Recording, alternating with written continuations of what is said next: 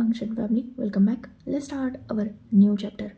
वांग जी ने विंग को अकेले में ब्लैकमेल करने की कोशिश की थी, पर उसका जवाब विंग ने कुछ भी नहीं दिया था।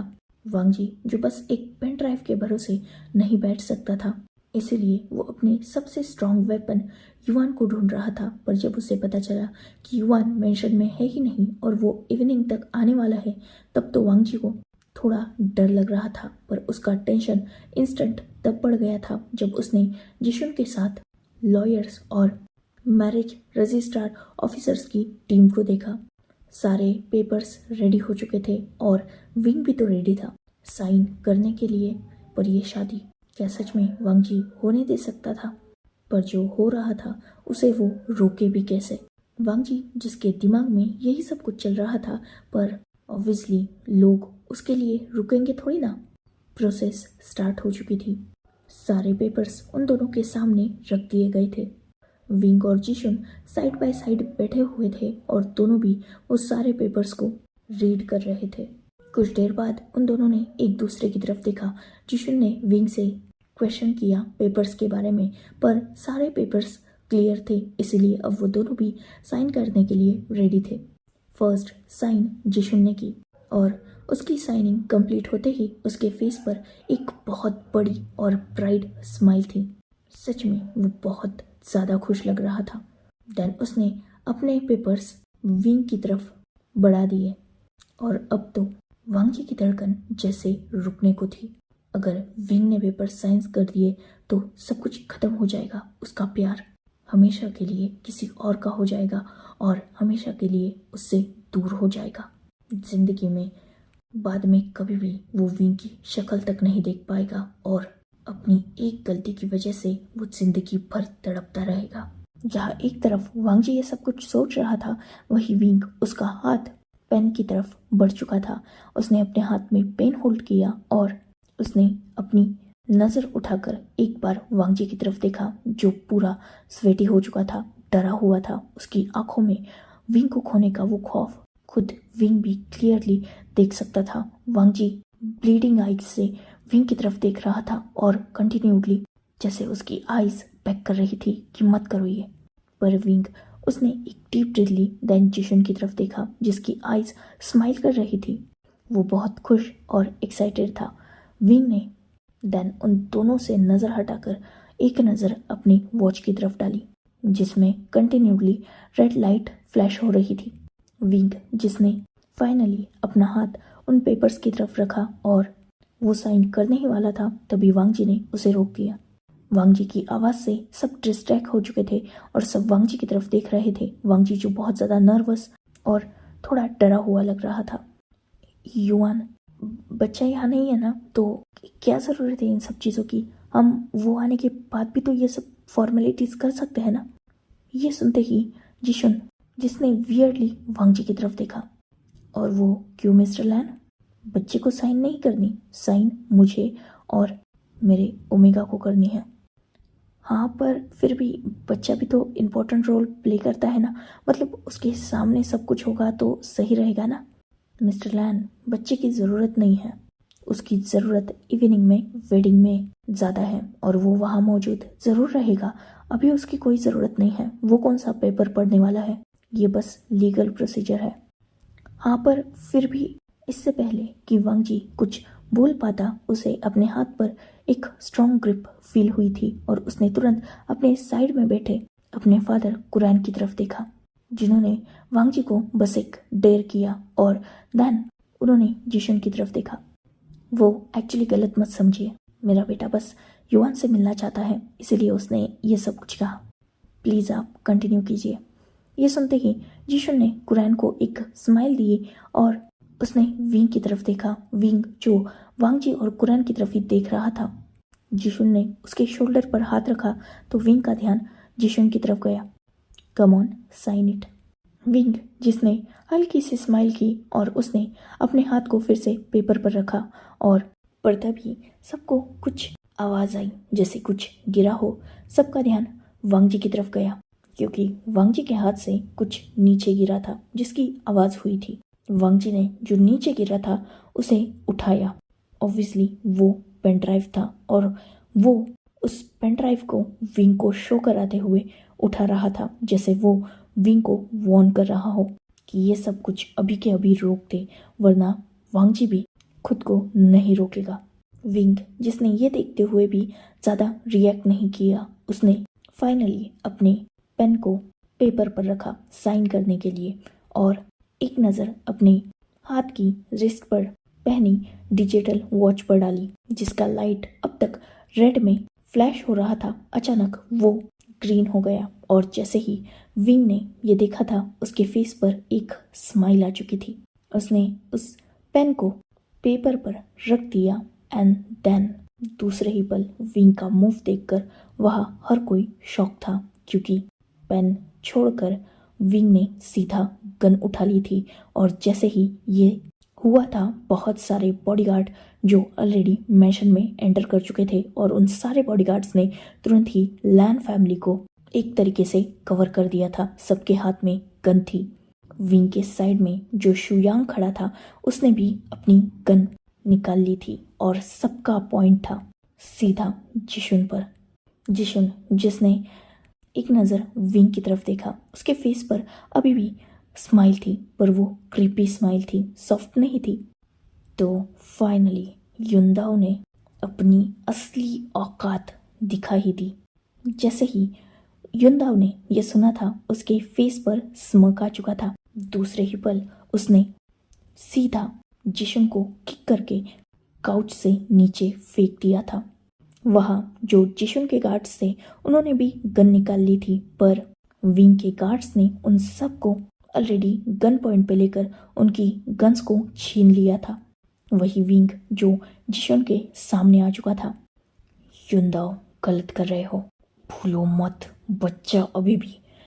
इससे पहले कि जिशुन अपनी बात को कंप्लीट कर पाता, एक और किक जो सीधा युंदाओ ने उसके स्टमक पर की थी, जिससे जिशुन की चीख निकल चुकी थी। जहाँ एक तरफ विंग जिशुन को हिट कर रहा था, वही दूसरी तरफ लैन फैमिली, जियांग फैमिली पूरी शॉक थी। ये हो क्या रहा है? पर उन्हें कुछ भी समझ नहीं आ रहा था। टोटली कंफ्यूज, शॉक, सरप्राइज थे वो लोग। अभी तो यहाँ ठीक ठाक शादी चल रही थी और अभी ये सब कुछ। खैर, समझ तो उन्हें कुछ नहीं आ रहा था और बहुत सारे गार्ड्स ने उन्हें घेर के रखा था ताकि उनकी जान को कोई खतरा ना हो। वही विंग, वो लगातार जिशुन को हिट कर रहा था। इतना ज़्यादा खतरनाक और अग्रेसिव था विंग कि सब विंग को ऐसे देखकर डर चुके थे। ये तो कितना मासूम और शांत लगता है, बट इन रियलिटी यही विंग का ट्रू नेचर था। वो बहुत ज़्यादा क्रूअल और ख़तरनाक था। जब बात उसके बच्चे पर आती थी, तब वो किसी से भी कंट्रोल नहीं होता था। और फिलहाल एग्जैक्टली यही हो रहा था। गार्ड्स ने तो ऑलरेडी पूरे मेंशन को घेर लिया था, पर जिशुन के साथ फाइट करने वाला अकेला युंदाओ था।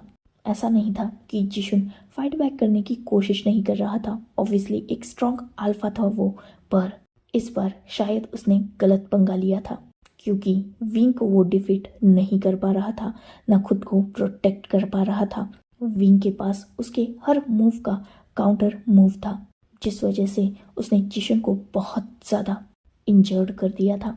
जिशुन, जिसके फेस से, माउथ से और बॉडी से ब्लड आ रहा था और वो स्ट्रांगली फाइट नहीं कर पा रहा था, इसीलिए उसने विंग की तरफ गुस्से से देखा और वो लगभग स्क्रीम कर रहा था, युंदाओ, मैं उसे मार डालूंगा। लास्ट वार्निंग दे रहा हूँ तुझे, चुपचाप उन सारे पेपर्स पर साइन करके अपनी प्रॉपर्टी मेरे नाम कर और मुझसे शादी कर ले, वरना जिंदगी भर अपने बच्चे का फेस देखने के लिए तरसता रहेगा। विंग, जिसने इस बात पर बस स्माइल की थी, एक सॉफ्ट स्माइल जो फिलहाल उसके फेस पर बहुत ज़्यादा खतरनाक लग रही थी। उसने अपने हाथ में जो डिजिटल वॉच थी उसे उतारा और जिशुन की साइड में थ्रो कर दिया। जिशुन, जो क्लियरली उस वॉच पे ग्रीन लाइट फ्लैश होते हुए देख सकता था, इसका मतलब वो नहीं जानता था, पर शुयांग और विंग, जिनके फेस पर लिटरली स्माइल थी। ऑब्वियसली रेड लाइट साइन होता है डेंजर का और ग्रीन लाइट सेफ जोन, मतलब जिसे मारने की धमकी जिशुन दे रहा है, ऑलरेडी वो सेफ जोन में आ चुका है।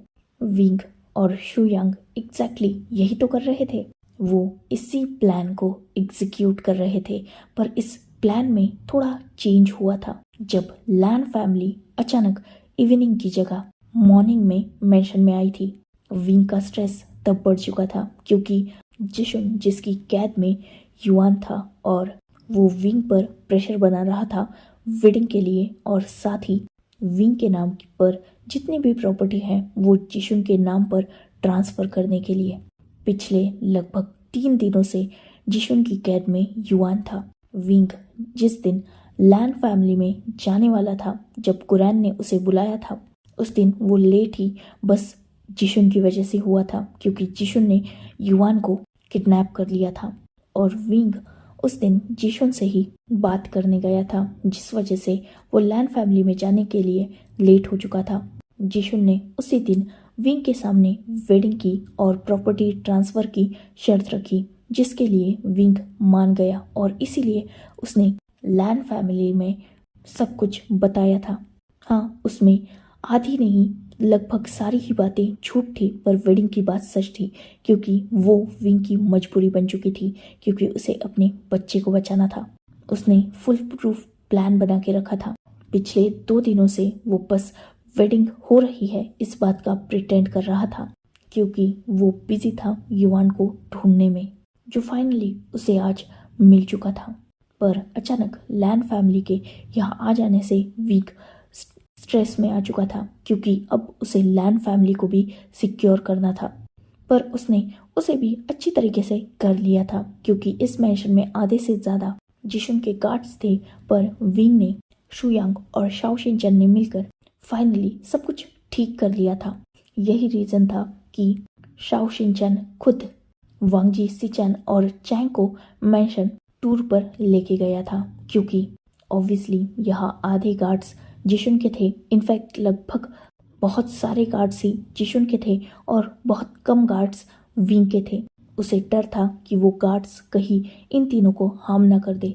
खैर, फिलहाल बाजी विंग के हाथ में आ चुकी थी, मतलब युनदाओ के, और जिशुन उसके सामने लगभग हार चुका था।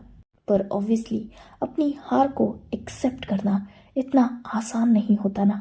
जिशुन को भी नहीं था, तो वो अभी भी विंग को खोखली धमकियां दे रहा था, पर विंग पर ऑब्वियसली उस धमकियों का कोई असर नहीं हो रहा था। जिशुन का मुंह बंद करने के लिए शुयांग आगे आया था, जिसने जिशुन की तरफ एक क्रिपी स्माइल के साथ देखा।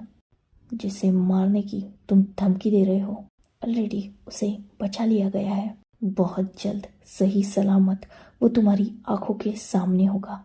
ये सुनते ही जिशुन, जो बिल्कुल शॉक हो चुका था, ये हो ही नहीं सकता, तुम लोग उस तक पहुंच ही नहीं सकते। युनदाओ, अभी भी वक्त है तुम्हारे पास, चुपचाप साइन कर लो और पूरी प्रॉपर्टी और साथ ही खुद को भी सरेंडर कर दो, वरना भूलो मत, मैंने उन तीनों को जैसे खत्म किया था वैसे ही मैं उसकी आखिरी निशानी को भी खत्म कर दूंगा। ये सुनते ही विंग, जिसकी आंखों में आग उतर चुकी थी, वो सीधा जिशुन की तरफ भागा था और उसने जिशुन को फिर से बहुत अग्रेसिवली हिट करना स्टार्ट कर दिया था। वही जिशुन जो फिलहाल हंस रहा था, लिटरली वो हंस रहा था और उसकी हंसी सुनकर और भी ज्यादा विंग को गुस्सा आ रहा था। उसने जिशुन को बहुत ज्यादा हिट किया था, जिस वजह से शुयांग के कहने पर विंग के गार्ड्स विंग को रोक रहे थे और उसे जिशुन से दूर कर रहे थे। शुयांग खुद भी विंग और जिशुन के बीच में आ चुका था। जिशुन जो पूरी तरीके से इंजर्ड हो चुका था, वही विंग जो अभी भी रुक नहीं रहा था। शुयांग जिसने विंग को होल्ड करके रखा था। युनदाओ मर जाएगा वो, शांत हो जा युनदाओ। पर विंग, जिसका शुयांग की बातों पर नहीं बल्कि जिशुन की बातों पर ध्यान था, जो और भी ज्यादा विंग को ट्रिगर कर रहा था। ना तू उन्हें बचा पाया और ना ही तू उससे बचा पाएगा, उसे भी मैं उन तीनों की तरह ही तड़पा तड़पा के मार दूंगा। ये सुनते ही विंग, जो आउट ऑफ कंट्रोल हो चुका था, उसने शुयांग को भी साइड में पुश कर दिया। साथ ही वो अपने गार्ड्स के हाथों से भी छूट चुका था और वो फिर से सीधा जिशुन की तरफ भागा था। जिशुन जो फिलहाल एक टेबल से लगकर सीधा नीचे गिर चुका था क्योंकि विंग ने उसे उस टेबल पर बहुत जोर से फेंका था। एक छोटी सी टेबल जिस पर कुछ डेकोर के लिए रखा गया था, मतलब कि बाज रखा गया था, फ्लावर बाज। जैसे ही जिशुन उस टेबल पर गिरा था उसने उस फ्लावर बाज को हाथ में उठा लिया था, पर विंग जो गुस्से में ये देख नहीं पाया था, या यूँ कहा जाए कि जिशुन ने उसे जब उठाया था तब विंग की तरफ उसकी पीठ थी, जिस वजह से उसके हाथ में उसे वो नज़र नहीं आया था। और जैसे ही विंग अब आगे बढ़ा था जिशुन को मारने के लिए, जिशुन ने सीधा वो बाज विंग के हेड पर बहुत जोर से मारा था, जिससे वो फ्लावर बाज विंग के हेड पर जाकर ब्रेक हो चुका था। तुरंत ही विंग के हेड से हैवी ब्लीडिंग स्टार्ट हो चुकी थी, पर फिर भी विंग को उस दर्द का एहसास भी नहीं हुआ था। इनफैक्ट वो रुका नहीं था, वो लगातार और भी इंटेंसिटी से जिशुन को हिट करने लगा था। इस वक्त विंग पूरा डेविल लग रहा था, पर ऑब्वियसली इंसान था वो, और उसे वो हैवी बाज बहुत जोर से लगा था, जिस वजह से कुछ मिनटों बाद उसे थोड़ा डिजी फील होने लगा था। उसकी आंखों के आगे थोड़ी सा डार्कनेस आ रही थी, जिस वजह से वो थोड़ा पीछे हट गया था। जैसे ही ये शुयांग और बाकी गार्ड्स ने देखा, वो तुरंत ही विंग की तरफ भागे थे, पर ये अच्छा खासा वक्त जिशुन को मिल चुका था। उसने अपने आसपास देखा, तब उसे गन नजर आई। शायद ये विंग की गन गिरी थी या फिर शुयांग या किसी गार्ड की, ये तो पता नहीं, पर वो गन जिशुन के हाथ में लग चुकी थी। जिशुन जो तुरंत उस गन की तरफ गया और उसने गन को उठा लिया। जिशुन जो गन उठाकर सीधा विंग की तरफ फायर करने ही वाला था, तभी एक किक जिससे जिशुन दूसरी साइड में गिर चुका था और सबका ध्यान तुरंत ही जिशुन और वांगजी की तरफ गया था, जो विंग के गार्ड से छूटकर सीधा जिशुन को किक कर चुका था, क्योंकि जिशुन विंग को हर्ट करने वाला था।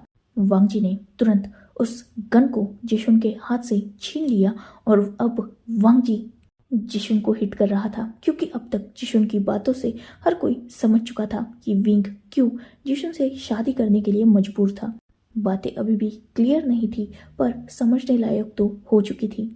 जैसे ही शुयांग ने ये देखा था, उसने तुरंत गार्ड्स को बोलकर जिशुन को पकड़वा लिया था। वही वांगजी जिसने जिशुन को छोड़ दिया और वो सीधा विंग की तरफ गया था। फिलहाल सब अंडर कंट्रोल था, पर विंग जिसकी हैवी ब्लीडिंग हो रही थी, वांगजी ने विंग को होल्ड किया और विंग ने खुद ही अपने फेस का मास्क उतार दिया था, क्योंकि ऑब्वियसली उसे बहुत अनकंफर्टेबल फील हो रहा था। उसका पूरा फेस ब्लड से कवर हो चुका था, पर अभी भी वो वांगजी के सपोर्ट से अपने पैरों पर खड़ा था। वांगजी जिसने जैसे ही विंग की हालत देखी थी, वो डर चुका था। उसने सीधा विंग को अपनी बाहों में होल्ड कर लिया और उसे काउच की तरफ लेके जाने लगा। जिशुन के सारे गार्ड्स को बाहर ले जाया गया था। साथ ही लॉयर्स और बाकी ऑफिसर्स भी ये सब कुछ देखकर भाग चुके थे। अब वहाँ सिर्फ विंग के लोग थे, साथ ही जिशुन जिसे गार्ड्स ने होल्ड करके रखा था, शुयांग जो तुरंत फर्स्ट एड लेने भागा था। वही दोनों फैमिलीज मतलब लैंस और जियांग्स भी तुरंत विंग की तरफ आ चुके थे और सब विंग की केयर कर रहे थे। वांगजी ने अपने पॉकेट से हैंकी निकाला और वो विंग के फेस को क्लीन करने लगा। साथ ही उसने विंग के हेड पर जहाँ चोट लगी थी उस पर भी अपना हैंकचीफ होल्ड करके रखा था, ताकि ज़्यादा ब्लीडिंग ना हो। अभी ये सब कुछ चल ही रहा था कि डोर से कुछ आवाज़ आने लगी। सबका ध्यान डोर की तरफ गया और जैसे ही डोर पर विंग ने शाओ शिनचैन को देखा, उसके फेस पर स्माइल आ चुकी थी। वो उसी हालत में उठा और वांगजी जिसने विंग के इंजरी पर अपने हाथ से होल्ड करके रखा था वो हैंकरचिप, उसने उस हाथ को हटा दिया क्योंकि वांगजी उसे रोक रहा था। विंग जो वैसे ही अपने थोड़े लड़खड़ाते कदमों से डोर की तरफ जाने लगा, जहाँ से शाओ शिनचैन जो अपनी बाहों में एक छोटे बच्चे को कैरी किए अंदर ला रहा था, और जैसे ही उसकी नज़र भी विंग पर गई थी वो बहुत ज़्यादा वरीड हो चुका था। विंग ने जैसे ही युआन को देखा वो लगभग दौड़ते हुए युआन के पास गया। युआन जो अनकॉन्शियस था, विंग ने उसे अपनी बाहों में होल्ड कर लिया और उसे टाइटली वैसे ही हग कर लिया। विंग ने अपनी नजरें उठाकर शिनचैन की तरफ देखा। शिनचैन ने एक स्माइल के साथ विंग से कहा, वो बस अनकॉन्शियस है, शायद उसे स्ट्रॉन्ग मेडिसिन दी गई है। विंग ने नोट किया और फिर से अपने बच्चे की तरफ देखा जिसकी शक्ल बिल्कुल मासूम थी। डॉक्टर्स को बुलाओ और बच्चे का फुल बॉडी चेकअप कराओ। अगर इसकी बॉडी पर एक भी खरोच रही तो इसके छोटे छोटे पीसेस इसी से गिनवाऊंगा मैं। ये बात विंग ने जिशुन की तरफ देखते हुए की थी। शिनचैन जिसने नोट किया और बच्चे को फिर से होल्ड कर लिया। विंग जिशुन की तरफ गया जो अभी भी कॉन्शियस था।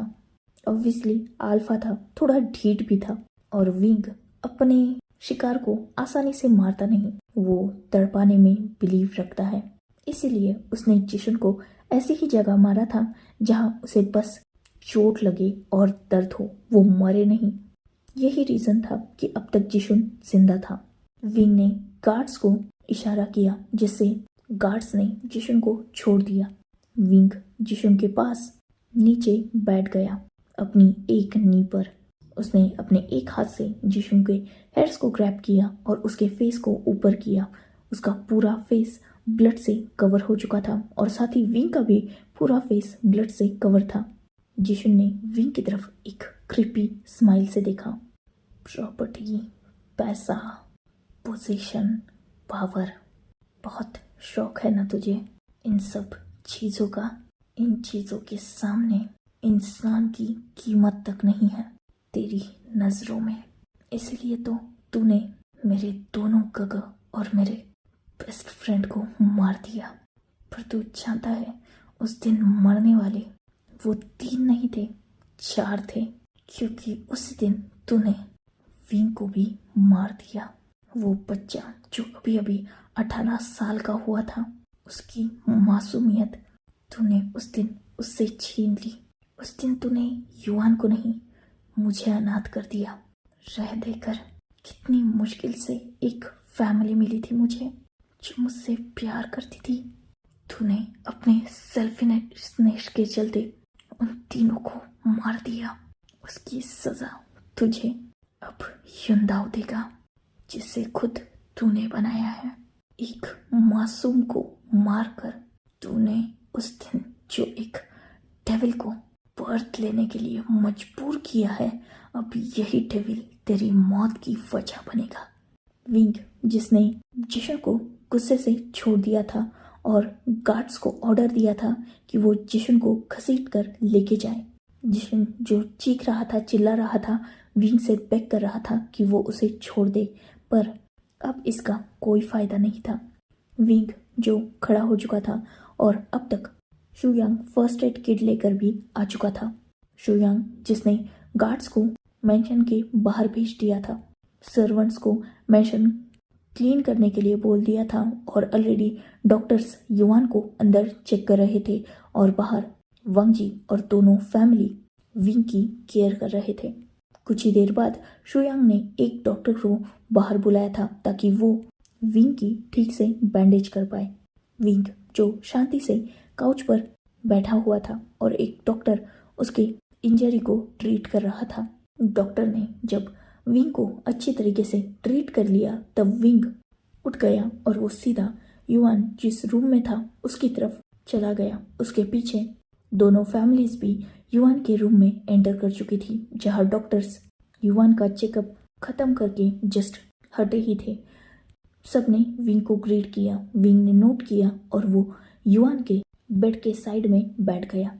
डॉक्टर्स जिन्होंने विंग को इन्फॉर्म किया कि युआन बिल्कुल ठीक है, बस उसे स्ट्रॉन्ग मेडिसिन दी गई है जिस वजह से वो अनकॉन्शियस है, उसकी बॉडी पर कोई भी घाव नहीं है। ये सुनते ही विंग ने एक रिलीफ की ब्रीथ ली थी। होश में कब आएगा ये? विंग के इस सवाल पर डॉक्टर्स ने आंसर किया कि उन्होंने युआन को एंटीडोट दे दिया है और वो कुछ ही देर में होश में आ जाएगा। विंग ने नोट किया और सारे डॉक्टर्स वहां से जा चुके थे। विंग जो युआन के सर को प्यार से सहला रहा था उसने एक डीप ब्रीथ ली और दोनों फैमिलीज की तरफ देखा। आई एम रियली सॉरी, मेरी वजह से आप लोगों को भी ये सब कुछ फेस करना पड़ा, बट डोंट वरी, सब कुछ ठीक है। सब ने नोट किया वांग जी जो आगे आया और उसने विंग से डायरेक्टली जो कुछ भी हो रहा था उसका रीज़न पूछा। विंग जिसने एक नज़र वांग जी की तरफ देखा, देन उसने युआन पर अपनी दूसरी नज़र डाली। बाद में उसने सबकी तरफ देखा और वांग जी के सवाल का जवाब दिया। जैसा कि मैंने बताया था, ये मेंग्याओ का स्टेप ब्रदर है, जिन जिशुन। मदर फादर की डेथ के बाद मेंग्याओ ने ही इसका ख्याल रखा, पर ये पहले से ही बहुत घटिया और ग्रीडी इंसान था, जिस वजह से एक बार मेंग्याओ के पैसे लेकर ये भाग गया था और तब से मेंग्याओ ने इसे अबेंडन कर दिया।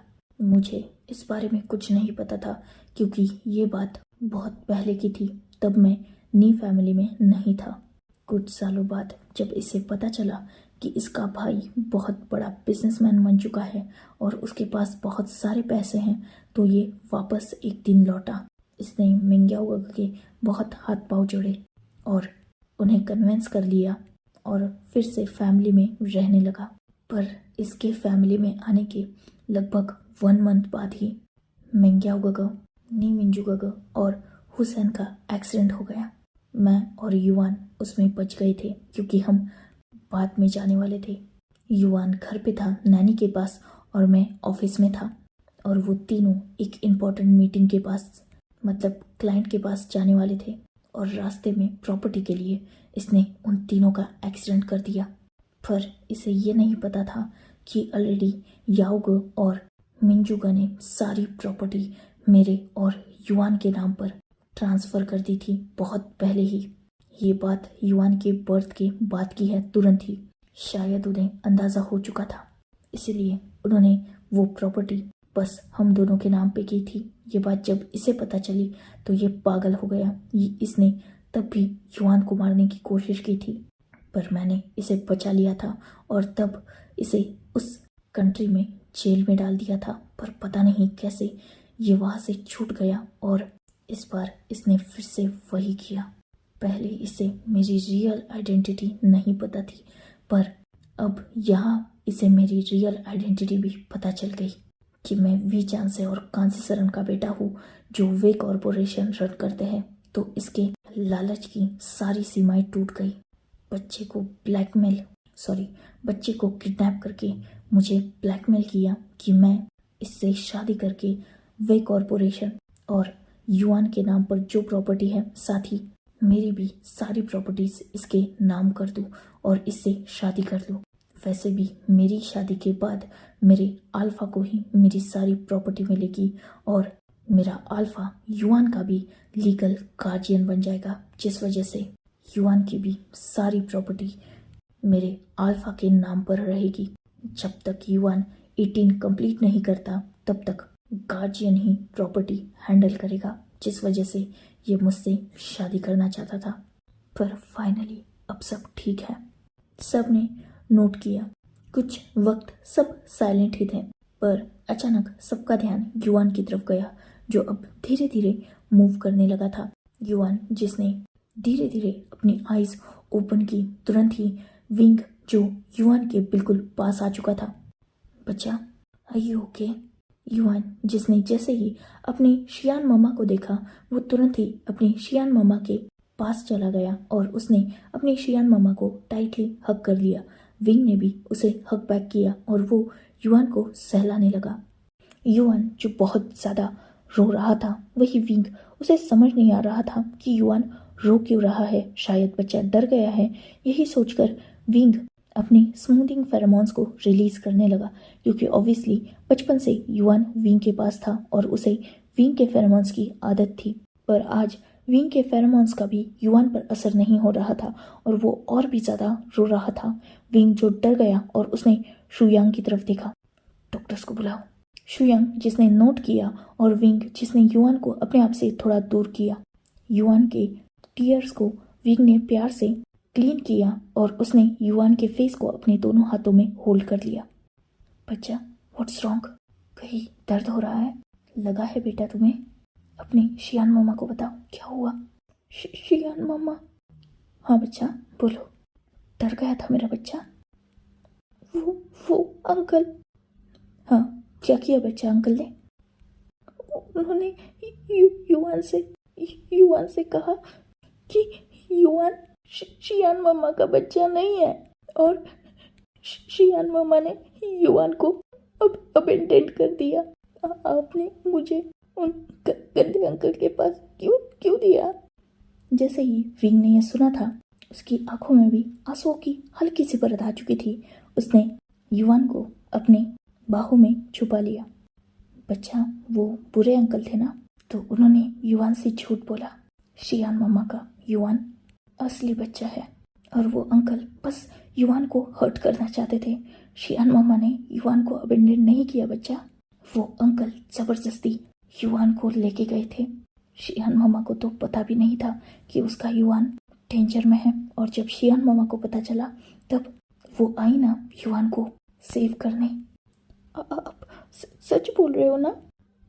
बच्चा, कभी झूठ बोला है शियान मम्मा ने? अगर आपको अबेंडन ही करना होता तो आपको वापस अपने पास क्यों लाता? मम्मा, वो अंकल बहुत बुरे थे। वो बार बार कह रहे थे कि मैं आपका बच्चा नहीं हूँ, और उन्होंने मुझसे ये भी कहा कि वो आपसे शादी करके मेरे फादर बन जाएंगे और बाद में मुझे बहुत मारेंगे। मम्मा, आप उनसे शादी मत करना ना। विंग, जिसने युवान को प्यार से सहलाते हुए कहा, बच्चा ऐसा कुछ नहीं है। शियान मम्मा तो उससे शादी करेगी जिसे युवान पसंद करेगा, और जो युवान को पसंद नहीं वो शियान मम्मा को भी पसंद नहीं। युवान ने जैसे ही ये सुना, उसने विंग की तरफ देखा अपनी टीयरी आइज से। सच में मम्मा? विंग, जिसने नोट किया, पर शियान मम्मा, वो पूरे अंकल तो बोल रहे थे कि मेरे दोनों फादर मर चुके हैं और शियान मम्मा युवान का कुछ नहीं लगती। उन्होंने ऐसा क्यों कहा? और मेरे सेकंड फादर कहाँ पर है? विंग, जिसने एक डीप ब्रीथ ली, तो मेरे बच्चे को सच जानना है? युवान, जिसने नोट किया। विंग ने युवान के फेस को प्यार से क्लीन किया। बच्चा, आपके सेकंड फादर गॉड के पास है। गॉड को उनकी ज़रूरत थी तो उन्होंने उन्हें बुला लिया, और शियान मम्मा यहाँ रुक गई आपका ख्याल रखने के लिए। युवान, जो इस बात पे जोर जोर से रोने लगा। विंग, जिसने युवान को अपने पास किया और उसे प्यार से सहलाया। बच्चा, रो मत। मेरे सेकंड फादर गॉड के पास है, पर युवान को वो चाहिए। विंग ने एक सॉफ्ट स्माइल के साथ युवान की तरफ देखते हुए कहा, अच्छा एक बात सुनो, आप जानते हो आपके पास एक बेनिफिट है। युवान, जिसने क्यूरियसली विंग की तरफ देखा, उसने रोना बंद कर दिया था ये बात सुन के। और वो क्या है? गॉड और आपके सेकंड फादर ने अलाउ कर दिया है कि युवान खुद अपना फादर चूज कर सकता है। देखो, ये अपॉर्चुनिटी हर किसी को नहीं मिलती ना। हर किसी के पेरेंट्स ऑलरेडी गॉड भेजते हैं, और बच्चों को चाहे वो अच्छे हो या बुरे एक्सेप्ट करना पड़ता है। पर युवान स्पेशल चाइल्ड है, उसे ये अपॉर्चुनिटी मिली है। शियान मम्मा तो उसके पास है, और शियान मम्मा को युवान पसंद भी करता है ना? विंग ने जब ये सवाल पूछा तो युवान ने नोट किया। तो अब बिल्कुल शियान मम्मा की तरह ही युवान अपना नेक्स्ट फादर भी चूज करेगा, और जो भी युवान चूज करेगा उसे शियान मम्मा एक्सेप्ट करेगी, और वो तुम्हारा फादर बनेगा, नेक्स्ट फादर। ओके, अब प्लीज रो मत बच्चा, और उन अंकल को भूल जाओ। उन्होंने जो कुछ भी कहा वो बस बकवास थी। वो बुरे है ना, तो उन्होंने बुरी ही बातें कही। आपकी शियान मम्मा अच्छा है ना, तो उनकी बातों पर ध्यान दो और उन्हीं की बातें सुनो, ठीक है ना बेटा?